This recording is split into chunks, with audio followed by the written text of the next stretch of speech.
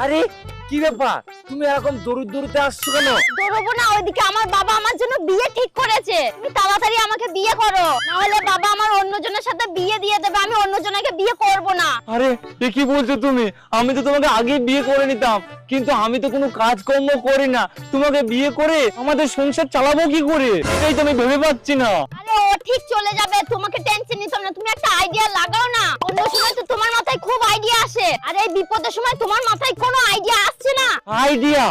Idea কি লাগাই, কি লাগা? পেয়েছি বাবু, আইডিয়া একটা পেয়েছি।